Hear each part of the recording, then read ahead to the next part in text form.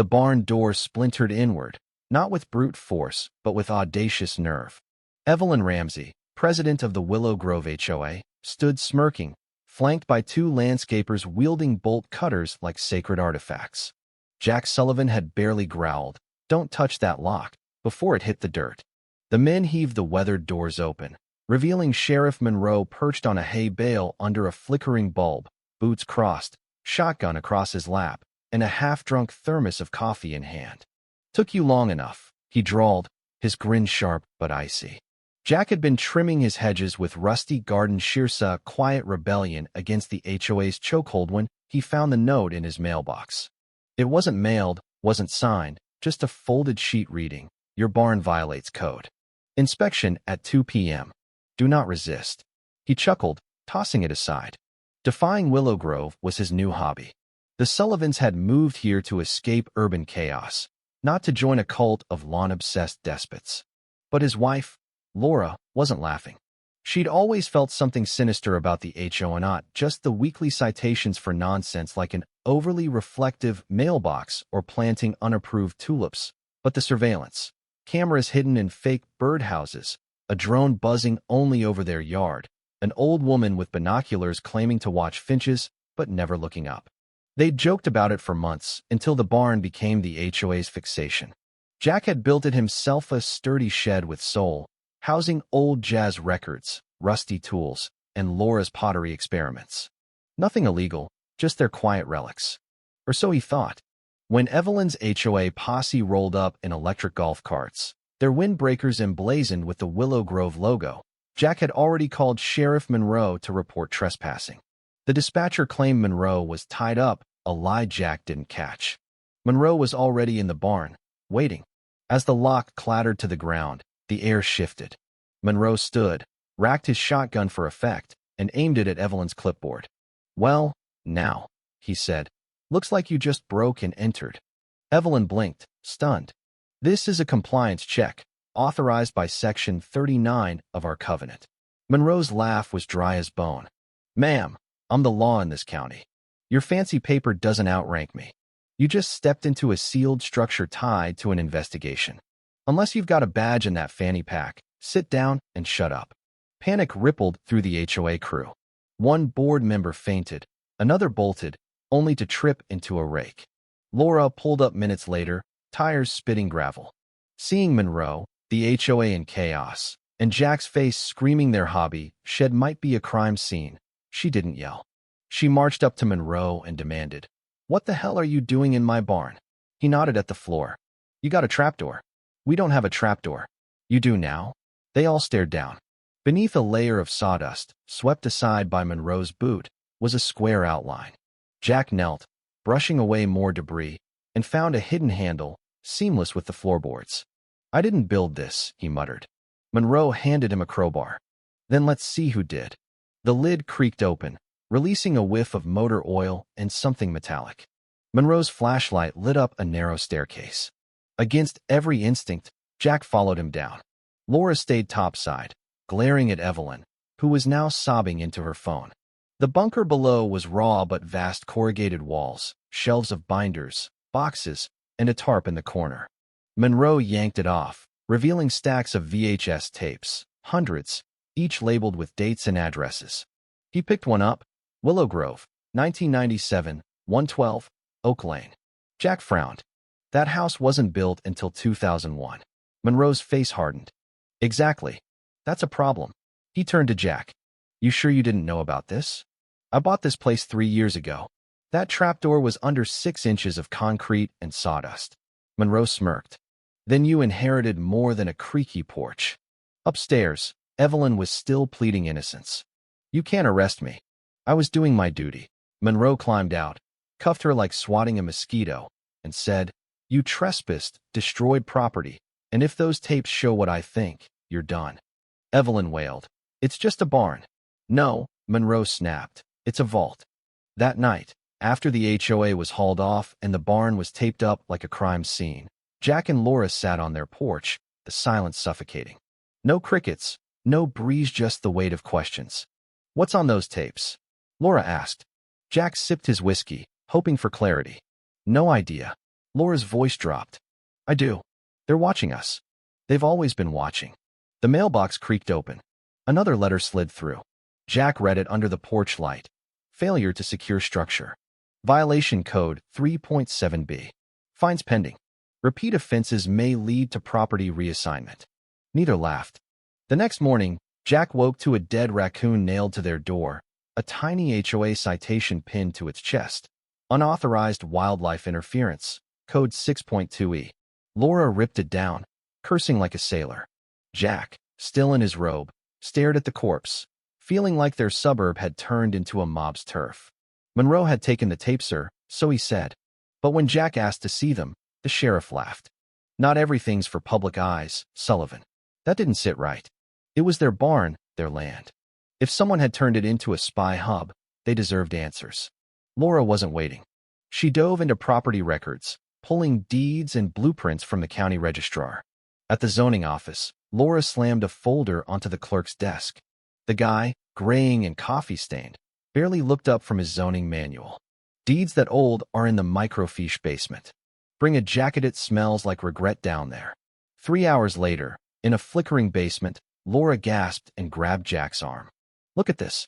1986. This land was seized by the Fed Civil Asset Forfeiture, owned by a guy named Roland Tate. Jack squinted. Why is that name familiar? Because he's listed as a founding donor of Willow Grove HOA. Their eyes locked. The man whose land was taken for murky reasons helped create the HOA now tormenting them. The barn wasn't a quirk, it was a scar. A black SUV pulled up beside their car. The driver, a weathered man in his 60s with a silk tie and aviators, lowered his window. Jack Sullivan. Jack, ever stubborn, said, Who's asking? Vince Tate, Tate Land Holdings, Strategic Acquisitions. Laura's grip on Jack's arm tightened. Same last name as the land's old owner. He handed over a glossy business card. Sell your land. Vacate in 30 days. We'll pay double what you paid. Jack scoffed. Why would I? Vince's smile oozed menace. You opened something that should have stayed shut. Folks are nervous. Walk away before things get messy. Laura snapped. We don't do threats. Not a threat, ma'am. Just a courtesy. The SUV rolled off, gravel crunching like a countdown. Back home, another letter waited. Unauthorized access to sealed structure, code 4.8. HOA review pending. Membership status under reconsideration. Laura crushed it. I'm framing these. That night, the neighborhood felt dead. No dogs, no kids, just silence. Jack walked to clear his head and stopped at their neighbor Ed Carson's house. Ed, a jovial retiree with a pristine lawn, hadn't been seen since the barn fiasco. His mail was piled up, his grass overgrown. Jack knocked. No answer. The door was unlocked. Inside, everything was spotless except the kitchen, where boxes labeled HOA archives held more VHS tapes. One was marked Laura Sullivan, May 10th. That was last week. Jack's blood ran cold.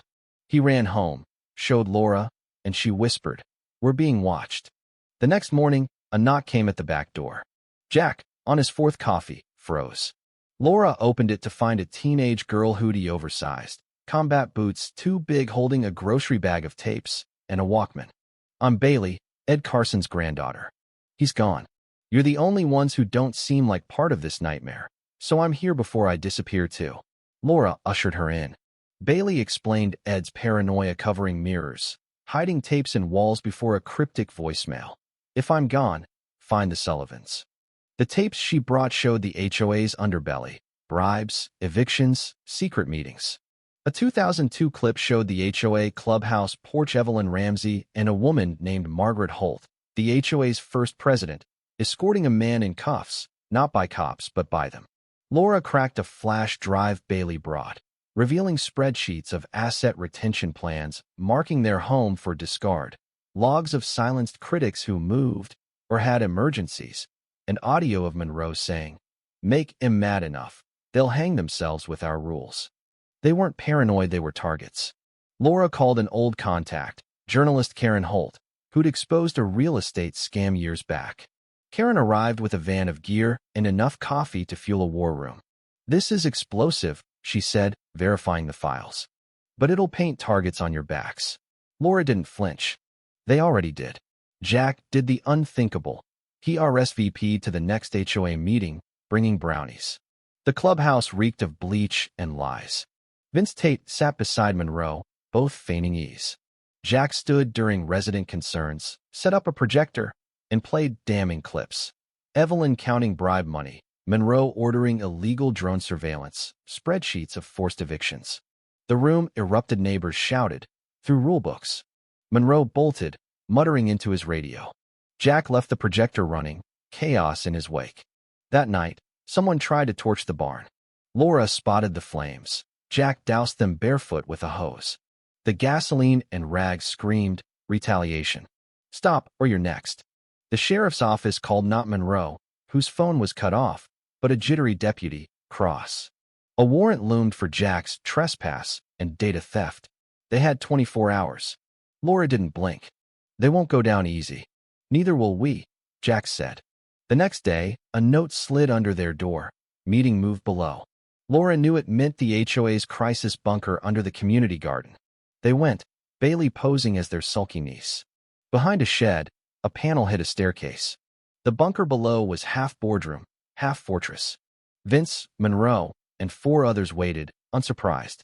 You came, Vince said. That's sense. Maybe courage. Maybe stupidity. Laura stepped forward. What is this? A chance, Vince said. You got your spotlight. Now sell, leave. We'll pay big. The neighborhood heals. Laura's voice was steel. People keep disappearing. Monroe slammed down their leaked files. You stole this. Trespass, defamation. You'll lose in court. Jack pulled a thumb drive. Every red file, every vote, this meeting included. The suits whispered. Vince's confidence cracked. They left, Karen uploading the audio as media outlets pounced. Neighbors knocked, offering help, tapes, confessions. But a black SUV idled outside, lights off, for 20 minutes. Jack stared it down until it left. Another letter came. Code 7.4, unauthorized movement. Fine pending. Laura laughed bitterly. They'll fine us into silence. Jack shook his head. They're reminding us we never had control. But control was slipping. Board members fled. Evelyn confessed. Investigators swarmed. Vince smiled for photos, claiming it was a mix-up. Jack knew the final move was coming. Sirens woke him, closing in. 2 cruisers and a Fed SUV parked outside. Monroe, in a polo, looked drained. A federal agent cited their illegally acquired evidence, risking the case. Laura snapped. We did this to stop disappearances. The agent nodded. Then let us take over. No more leaks. Monroe warned. You've made enemies I can't protect you from.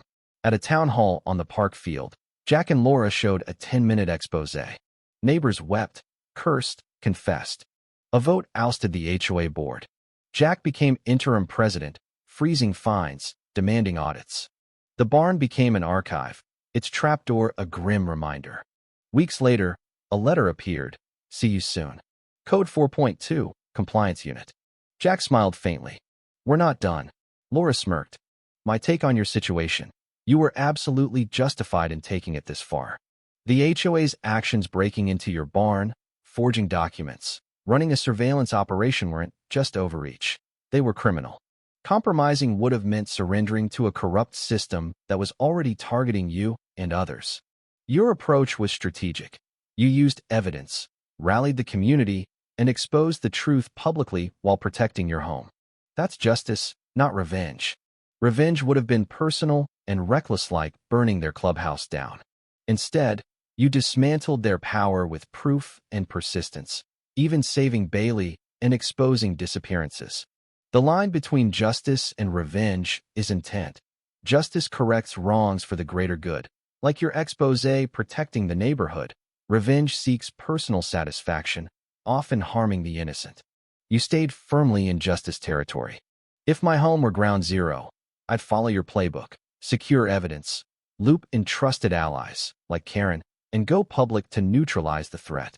I might have added a twist like live streaming the HOA's antics to amplify the pressure. The key is staying legal and visible, as you did, so the bullies can't hide. What do you think? Any other moves you'd make next time? Or was this the perfect checkmate?